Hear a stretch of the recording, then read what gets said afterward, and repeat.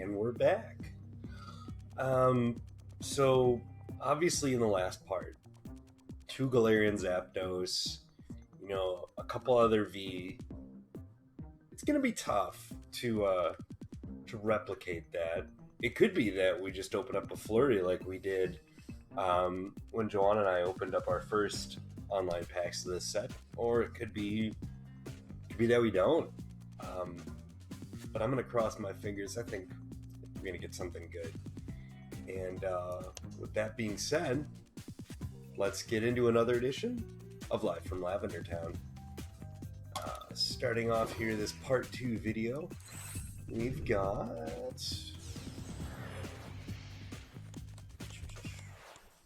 And I know a lot of us really loved the energy from Sun and Moon. I think you could have gone a few sets without changing it. But this energy is... I love this too. They're both amazing. I love them so much. I wish that the energy had changed more often before. Because I was not a fan of the energy that they were using for like a decade and a half. And now they finally came out with this. Or with Sun and Moon. And then immediately changed it one expansion later. Nothing super exciting. Porygon Z. Some confusion. And Zangoose. Would have been awesome to have another first opening be just unbelievable, but can't win them all. And I'm sure there's some exciting things to come here. I know it. Peonia, I think I've got a playset by now. I know I have at least 3, but I might have a playset. And I just somehow felt like that was going to be something. Cool to see Zarude, though. I would love to see Zarude on a meta-relevant card. It deserves it. It's, it needs to have its shining moment as a legendary, but yeah, it's nice to be able to search for some leaf Pokemon, some grass Pokemon. The thing about Pack Call is you want to be able to use it on your first turn to search for 3 instead of 1. But if you put a play set of this in to get that consistency to have that happen, then you've got a play set of this Pokemon that you're not going to use for any other reason than to search for leaf Pokemon. And you really, searching for 1 a turn isn't super great. Searching for 3 at the beginning of the game is great, but then you would think, okay, well, if this isn't something that, is going to be the focal point of my deck, its attack doesn't... more damage for each leaf energy attached, but you got to accelerate it, and there's not a lot of options there, and maybe I just want to have 1. Well, then you're never going to be able to use that Pack Call attack, so... I'm not super crazy about that card, but if you think I'm wrong, I very well could be. I'm no mastermind here, so definitely tell me what your thoughts are. And Avery, plenty of Averys at this point. I know they're wheezing. We've been getting a lot of those. Obviously, we're going to start seeing more and more cards that we've already gotten plenty of.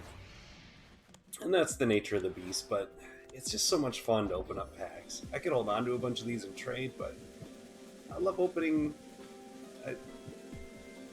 I like this a lot, actually. I think Brawly is going to be really great for Rapid Strike decks, being able to put Rapid Strike Pokemon on your bench. We got Fog Crystal, allowing you to search for Psychic Energy or basic Pokemon. Another one of those is great to have. And Old Cemetery, and a copy of this is great. I love it. A reverse, too. These are both really great cards for Psychic decks. And Spiritomb. This is a good Spiritomb, actually. Ghostly Cries allows you, for each Pokemon in your opponent's discard pile, to put a damage counter on your opponent's Pokemon in any way you like.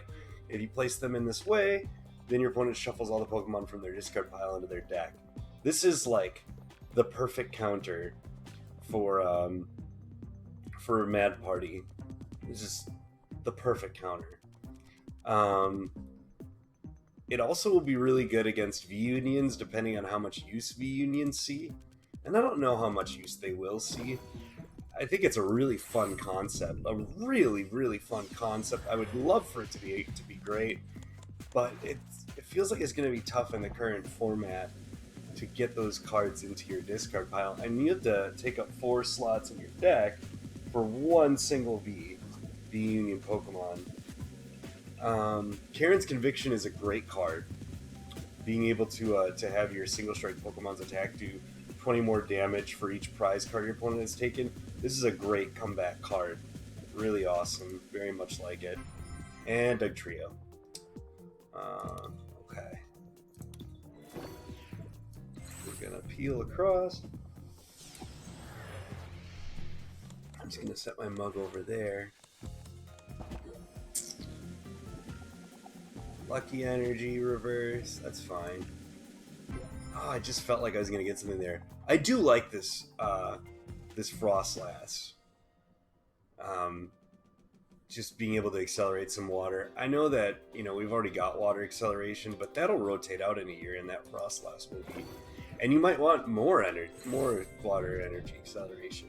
Maybe Frostlass needs to go into your deck alongside what we've already got, so I really like that card. It's cool to get a holo. Nice to get another copy of Old Cemetery. We didn't really get any of that in the last video. I don't think we got a single copy. If we did, we got one. Expedition Uniform is going to be good for those times where you need to know what's on the top of your deck. Or where you can use another card to draw right away after putting some cards at the top of your deck. And man, I thought I was going to get something there too. Boy, we're getting a little deep into this second opening here. But we're really due for something, so I'm hopeful here. I would love to get a Shadow Rider Calyrex, Ice Rider Calyrex 2, of course, and any of the birds for sure. Ooh, and Zero Aura V, another great card. I love this card. So it's got 210 HP, which is pretty standard. Not bad. And it's got Cross Fist for a lightning double colorless, does 100 damage, plus if one of your other Rapid Strike Pokemon used an attack during the last turn, so this is really you're focusing on a Rapid Strike deck, it also does 160 damage to one of your opponent's bench Pokemon. And then you can use the Passimian, use I think there's one of the Rapid Strike energies that just add more bench damage, or no, it's a lens, it's the telescopic lens. So you start adding these pieces, and you could start doing some game-wrecking damage to the bench. And the nice thing is that, let's say your opponent doesn't have something in the active that they really want there, so you can do huge damage to the bench while doing decent damage to the active, but maybe not knocking it out in 1 or even 2 turns. Could be really good. Could be really, really good to have. I love Zero Aura, and I love this card. I'm happy to pull it. It's a great card. And excuse me. Hopefully there will be more good things to come, but finally got our first V of this opening, and I'm happy about it. Got Larvesta. I really like that art too. It's very pretty. Very, very pretty. Are you kidding? Am I in the Twilight Zone? Is this the last pack I just opened? Have I, like, spaced out and I'm coming back to the same... How did I get another Zero Aura V? 2 in a row. Holy crap. Unbelievable. What a great start to this video. I love it. Absolutely love it. So happy about that. Can't wait to mess around with that card for sure, too. And I love Electric. Electric has always been, like, probably my favorite type in the TCG. Maybe my favorite type in the games as well. Even though Bulbasaur is my favorite Pokemon, Electric is just such an awesome type. And then we're back to getting Galarian Weezing. We can't win them all, you guys. We just can't. It's just not possible. We got 15 more packs to go. We got 2 great V already. Happy to get some, you know, I've been getting, in these last 2 parts, I've been getting more playable V Pokemon than not playable ones. And I think I've got a full set of Fog Crystal by this point now. Definitely Peonia, I've got more than enough. So that's playing. Oh, I can't stop yawning. And I hope I've got some more coffee in here. I do. Oh, didn't mean to click on that Diglett. It is pretty art, though. More Peonia. Jeez, I'm gonna get one in like every single pack, aren't I? I really like Rooney Regis actually as a Pokemon. It's a lot of fun. And Sarina. Yeah, still haven't hit that Inteleon, even one copy of it. Or more Malamar, or the Lycanroc that's like Malamar. That'd be great to pull too. If I have hit that Lycanroc, I haven't seen it. Ooh, nice on the reverse Passimian. I think we now have a play set of Passimian, and then Kecleon. Yeah, I do think we've got a play set. Okay, well we're a little over halfway through now, and we're doing good. We're looking good. I would, each time I'd like to get two ultra rare pulls. There we go, another old cemetery. That's great. So, or sorry, each opening I'd like to get 4 ultra rare pulls just to hit the math. I mean, obviously, I was spoiled in those first 13 packs that I opened with Joanna. I was just pulling hits left and right, so it's possible that the game will punish me for that at some point, but remains to be seen. More Drizzile, still no Inteleon. Where's he hiding? Yo, let's go! Galarian Moltres V is an excellent card. It's got 220 HP, which is really good, really solid. And it's got Dire Flame Wings, which, as an ability, once during your turn, you can attach a Dark Energy card from your discard pile to this Pokemon. You can't use more than one Dire Flame Wings ability each turn. Super awesome, and you can move that energy around. You've got cards to move it around if you don't want to use it on Galarian Moltres V, but you can. And with that energy acceleration, it's not hard to hit Aurora Burn. It does do 30 damage to itself, but 190 ain't nothing to sneeze at. And then you've got some cards that can boost that damage too. So all in all, a great card. Just a really solid card. There's something to be said for Vs when there's no VMAX. There's better odds that it'll be a playable card if the set releases with a V and no VMAX than a V and a VMAX. It's more than likely like, oh, the V is going to be nothing to write home about, but the VMAX is going to be killer. That's often how it goes. So in this case, the Legendary Birds don't have VMAXs, at least not now. They had to make their V card a little bit better. Reverse Flannery, happy to grab one of those. And a Walrein. I got excited when I saw the water. I was like, ooh, Inteleon. But it always seems to be that way, that it's the best regular rares or holo rares or reverse holo rares that are like the hardest to come by. Melanie. Oh, actually, this was the water energy acceleration that I was thinking would be really good. What was the other one that I was looking at? This one's better, much better. Or was this the same? I thought it was different. I can't even remember what it was now. And then we also got Caitlyn. That's a pretty good card. Like being able to just draw and know you're not going to get the cards you're putting back, but maybe not have to discard them. Could be really, really good. And another Zarude. Yeah. Are there 2 water supporters? Yeah, because one was pulling the water energy out of your discard. Or no, I was talking about Frostlass earlier. So you got Frostlass and you got that trainer. So you got some water type energy acceleration. And another Passimian. I'm way beyond needing any more of those. We'll keep grinding here. Still recovering from that cold, by the way. But I'm definitely on the mend. Things are looking good. We got Slurpuff, and I just feel like this is going to be something. It was not. It's more Slurpuff. That's humiliating. Just a shameful display. Well, we're getting down to it here, the last 6 packs. We got to get something here, for sure. It's been a minute. We definitely now have a full play set of Old Cemetery, if we didn't already. And Galarian Surfetched. Not the greatest. We've got most of the supporters in playset form. A few of them we've just gotten a couple copies, but we'll get there. It's not like it used to be a lot harder to get supporters. Like, you could open up 50 packs and not get a Cynthia, you know, of Ultra Prism. Oh, and then the last video, I think I called